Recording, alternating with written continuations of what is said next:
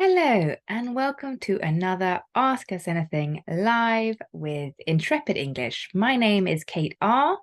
So if ever you want a lesson with me through Intrepid English, just find the name Kate R and book a lesson on my calendar.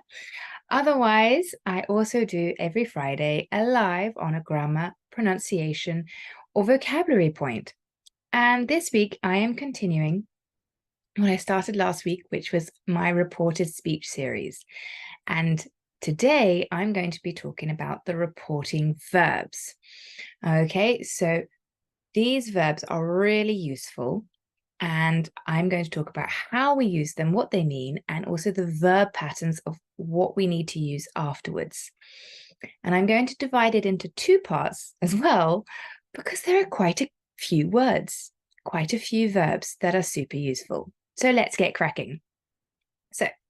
Well, as you probably imagine, there is the verbs to say and to tell, which I have already covered in a blog post as well as another live. So be sure to check the playlists and our blogs to see the difference between say and tell.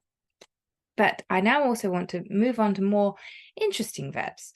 So ones that you may not always know specifically. So to ask, okay, the reason why I want to talk about this verb is that the verb pattern, the words we need to use afterwards, are important, and a lot of students get it wrong. So we use ask to report questions or requests. So for questions, we use this pattern: ask someone, and then maybe we need if or a question word plus a clause. So for example, I asked my boss if I could leave early. She asked them where the station was. For requests, we use this pattern: ask someone to infinitive. Okay, I asked Lucy to pass me the salt. So remember, my first two examples with asks are no longer real questions. We're reporting a question. So we use the normal sentence word order. We don't use the inversion. We don't invert the verb and the pronoun. Okay, so we say she asked them where the station was, not where was the station. Okay, other reporting verbs follow a variety of patterns. So I'm afraid there aren't any rules about which verbs follow which patterns. You need to just learn them. Okay, so the next verb I want to talk about is to advise. So be careful here, it's to advise. So A-D-V-I-S-E.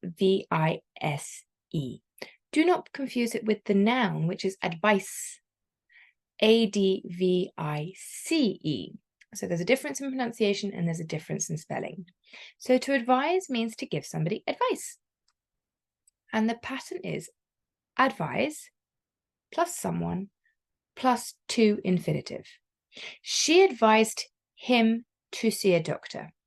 We also have advice plus, and we can use that or not, plus clause. The staff advise that you carry water at all times.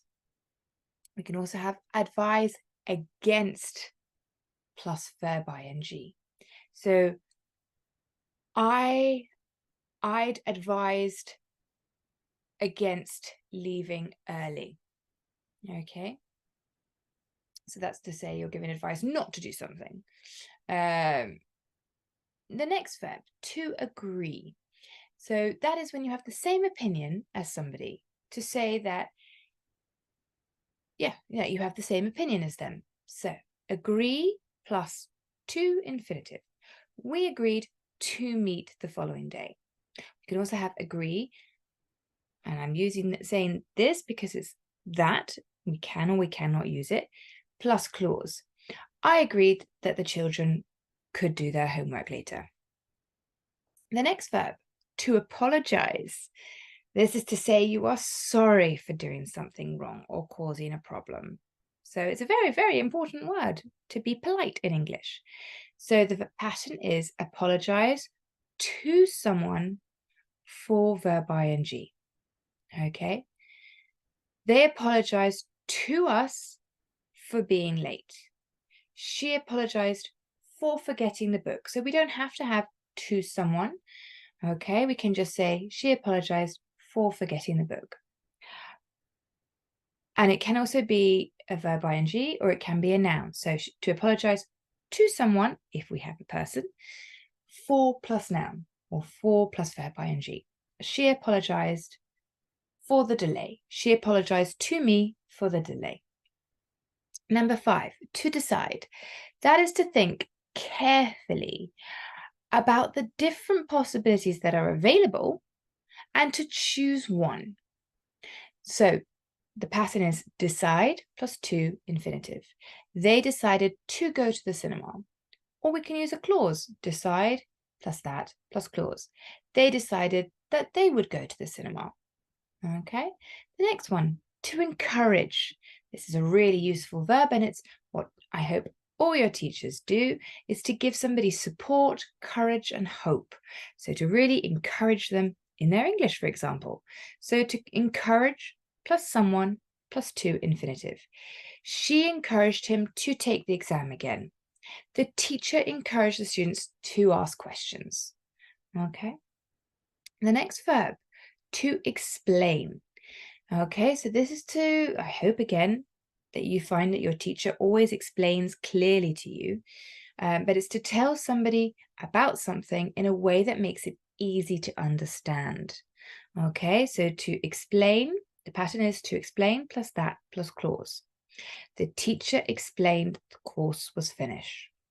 Or we can use a noun, explain plus noun plus to someone.